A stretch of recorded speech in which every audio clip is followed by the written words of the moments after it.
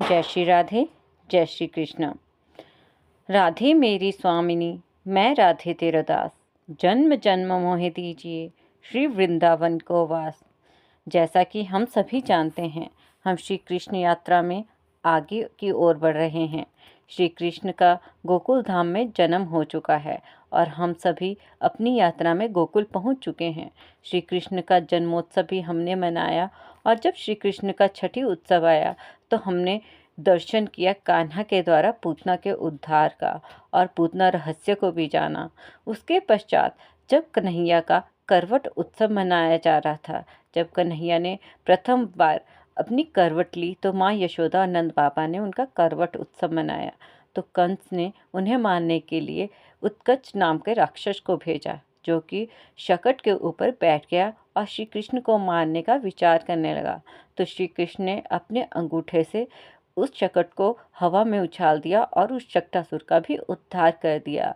अब उससे आगे भक्तों, कान्हा की इस मधुर बाल लीला में आगे बढ़ने से पहले हम यह समझते हैं कि हमें कान्हा की शरण में क्यों जाना है। तो आइए जानते हैं इस प्यारी सी कविता के द्वारा। सही तो है यह जीवन की कहानी, सही पथ पर चली तो है ये सुहानी। सलाह व सूचना यहाँ सब हैं देते, गलतियाँ ही तो सब हैं निकालते। आप हो मौज में तो सब बुलाएंगे, मुश्किल में तो ये बहाना बताएंगे। जमावट है तो वह सब करेंगे, मैं हूँ ना यह झूठी शान भी सब बताएंगे। मौज मस्ती में तो हैं सब सहभागी, सुख वैभव में तो हैं सब बड़भागी।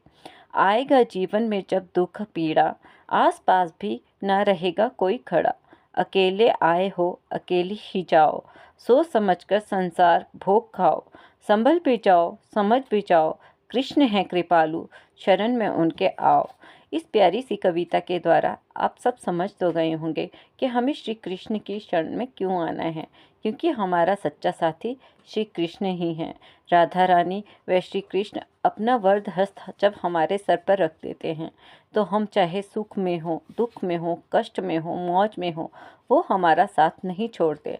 हम भले उन्हें भूल जाएं, परंतु वो हमें नहीं भूलते, हमें हाथ थाम कर अपनी ओर ले आते हैं। इसलिए हमें भगवान की शरण ग्रहण करनी चाहिए। और आइए इसी प्यारी कविता के साथ बढ़ते हैं कान्हा की अगली यात्रा में, जिसमें भगवान श्री कृष्ण शक्टासुर का उद्धार करते हैं।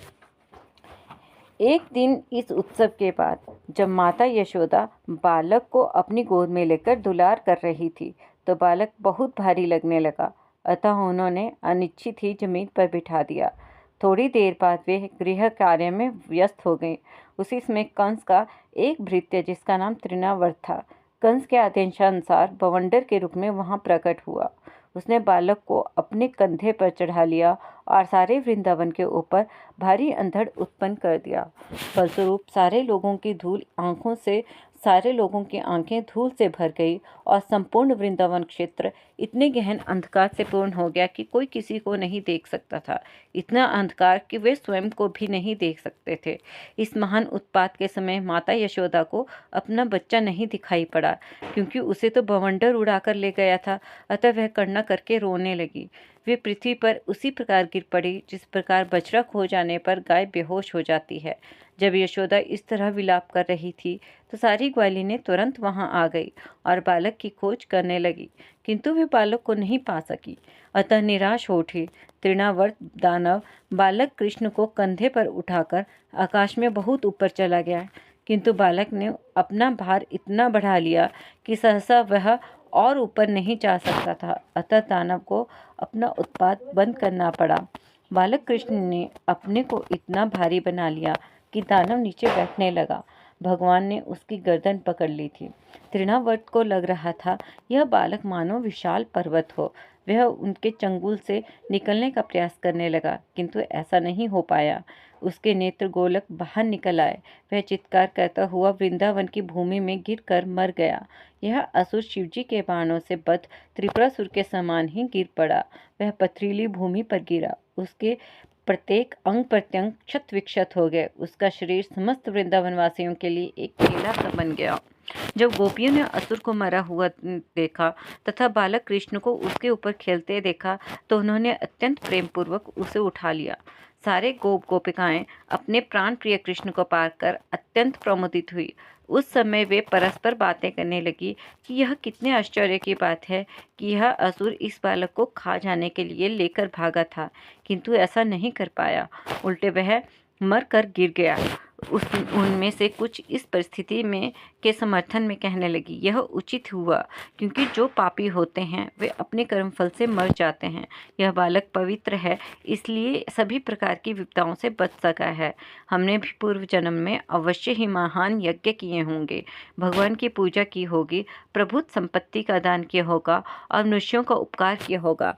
ऐसे पुण्य कार्यों के फलस्वरूप ही यह बालक इस संकट से बच सका है। वहाँ पर समेत सभी गोपियाँ परस्पर कहने लगी, पूर्व जन्म पर हमने कैसी तपस्या की थी। हमने अवश्य ही भगवान की पूजा की होगी, विविध प्रकार के यज्ञ किए होंगे, दान दिए होंगे, वट वृक्ष लगाए होंगे, कुएं खुदवाने जैसे कल्याणकारी कार्य भी संपन्न किए होंगे, जिन पुण्य कार्यों के परिणाम स्वरूप हमने अपना बालक प्राप्त किया है, अन्यथा यह मर ही चुका होता। अब यह अपने परिजनों को जीवन दान देने के लिए लौट आया है। ऐसी विचित्र विचित्र घटनाएं देख देखकर नंद महाराज को वसुदेव जी के वचन पुनः पुनः याद आने लगे, जो वसुदेव जी ने जब नंद महाराज वसुदेव जी के से मिलने गए थे, जब कंस को कर देने गए थे तो वे वसुदेव जी से भी मिलकर आए थे। तो वसुदेव जी ने उन्हें बताया था कि कंस सभी बालकों को मारने की चेष्टा कर रहा है, क्योंकि उसे भविष्यवाणी में बताया गया है कि उसे मारने वाले बालक का जन्म हो चुका है और वो गोकुल के आसपास के गांव में ही है। इस घटना के बाद एक बार जब यशोदा अपने पुत्र को प्रेम पूर्वक दुलार कर रही थी तो उनके स्तनों से दुख की धारा बह निकली। जब उन्होंने अपनी उंगलियों से बालक का मुख खोलना चाहा तो उस मुख के भीतर सारा ब्रह्मांड दिखाई पड़ा।